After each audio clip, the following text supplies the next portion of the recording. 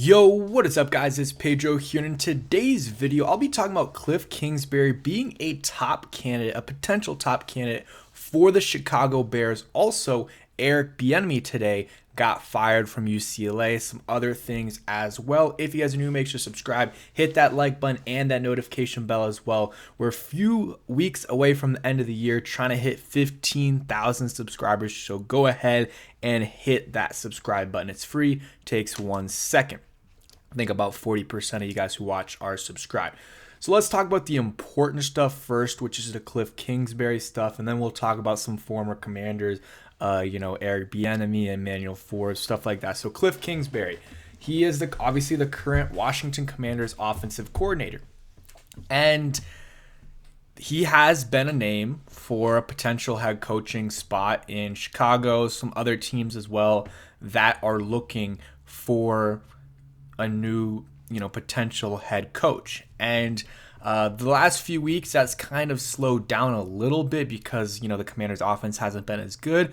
But, the offense had a good game against the Titans. And I think ultimately he will be getting interview requests. If he decides to accept those, that's a different question. If he wants to, leave Washington after 1 year, I doubt that, honestly, because he didn't really like being a head coach with the Cardinals in terms of not anything personal against the Cardinals. I think it just it was a lot of time and effort, and he had to put his responsibility on both sides of the ball versus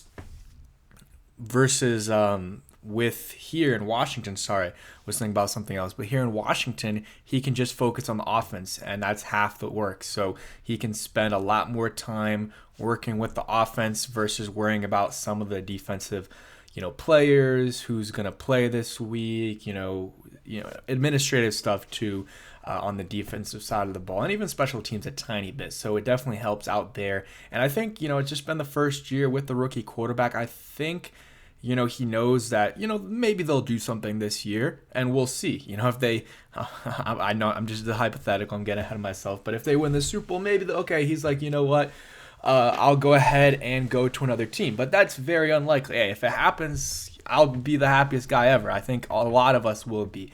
But it's probably not going to happen in year one of a retool, rebuild, whatever you want to call it, with the rookie quarterback. But let's say they make the playoffs. You're feeling good. Maybe they win a playoff game or two. That would be amazing because it hasn't happened since 2005. So they make the playoffs. You're feeling good about the future.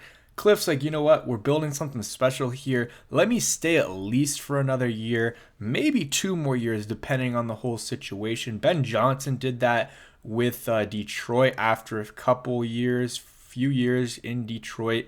Had multiple years of offers, I believe, and ended up declining them with the Panthers, with the Commanders, which that's a whole nother story, with, mid-flight canceling the interview, which is crazy. But I think that Kliff is kind of in that Ben Johnson mode where he wants to maybe stay another year as offensive coordinator before he considers being a head coach. Obviously, the Chicago Bears, it would make sense with Caleb Williams. He has that connection with him, coached him in college. I'm sure would be open to coaching him again. I did see some rumors that maybe he wouldn't want to, but that's, again, those are just all rumors. But I did see Steve on Washington Commanders Twitter post that, not on the Washington Commanders official Twitter, but he's just a Commanders fan that was posting that.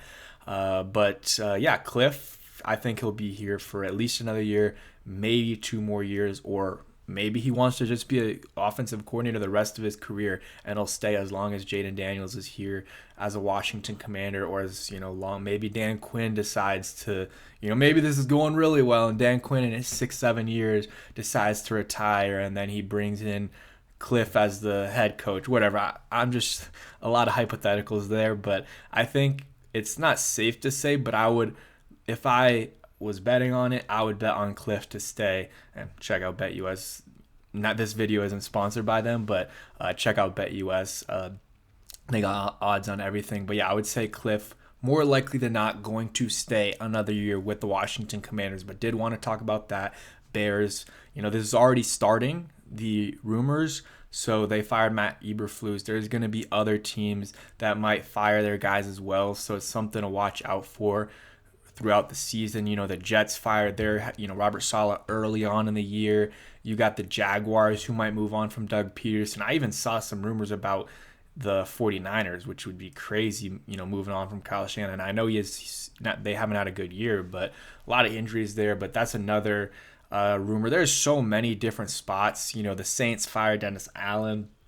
There's a lot of spots that could be getting a new head coach. Going to Eric Bieniemy, Washington Commanders offensive coordinator last year. They moved on from him. He was, the agent put out the tweet saying they mutually parted ways. But when you finish 117th in total offenses in this college football season as a, big name college, that's really bad. That's really bad. And I had high hopes. I really liked Eric Bieniemy before he got to Washington in terms of I liked him as an offensive coordinator candidate for the Washington Commanders. I was really happy when they hired him. I was wrong. He did not do well for the Commanders, and I was definitely wrong about that. I think a lot of fans were. Some fans were right. Some fans were right and didn't think he would do well, thought he was a product of Andy Reid. Part of it was the offensive play calling. Some of it was the relationships he had with the players and maybe even the other coaches as well. I don't want to speculate too much, but that definitely was an issue. Even in the offseason, before the season started, Rivera already was talking to the press about that, which it's not great. It's not great when that's happening. And then, not running the ball a lot, not giving Sam Howell a lot of protection when that it was clear that he struggled with it a little bit and the offensive line wasn't very good and he was just doing empty back, no backs in the backfield and just shotgun Sam Howell every time, or even have him under center sometimes, and you just get sacked. And Eric Bieniemy was not good last year for the Commanders. I was wrong about that, and didn't do well with UCLA this year. He said that this is the agent. They said that they parted ways as previously planned. He's still getting paid by the Commanders. After interviewing for head coaching jobs last year, he wanted to stay active and busy, so he decided to help out Deshaun Foster, is like his little brother, blah, blah, blah. Plan was always to return to the NFL in 2025. Hey, we'll see if he gets a job. I mean, I'm sure he can get a job as a running backs coach or offensive assistant somewhere. Maybe an OC, but I really doubt it. I think he can get some job as a, coach with Kansas City with Andy Reid, and I think that's his best spot, is just working under Andy Reid. I believe he did as a player, and then working with him.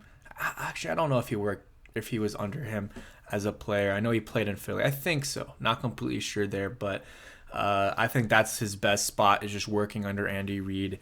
I just want to talk about that because, as a former Commanders coach from last year, that a lot of people, including myself, had high hopes for. Emmanuel Forbes with the Rams made a video about that. Go ahead and check that out. That was, I believe, the last video, so it'll be linked at the end on the end screen. But he, was he's on the Rams, going to be wearing number 36. So good to see that, I guess. And then he was, let's see, I'm trying to pull up. There was some practice highlights from him. There was some practice highlights from him. Still looks really, really skinny.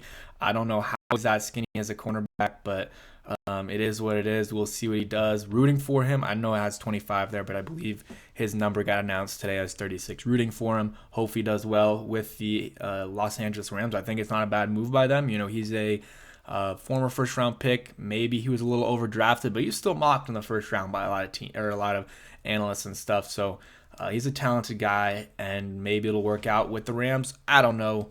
But rooting for him. And the Commanders, though, they have some good corners now. Lattimore coming back, talked about that in my last video with the Forbes news as well. He's likely to make his Commanders debut next week against the New Orleans Saints.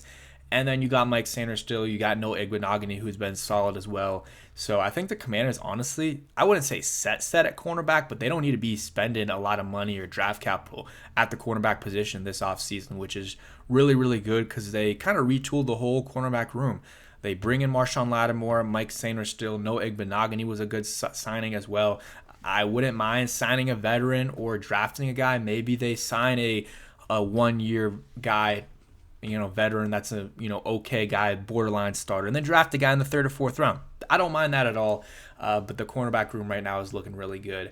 And yeah, we'll see what the Commanders do in the offseason with that room. And yeah, Kliff Kingsbury, I think he's going to stay in Washington for the next year or two. We will see, though. Hope you guys enjoyed. If you did, peace.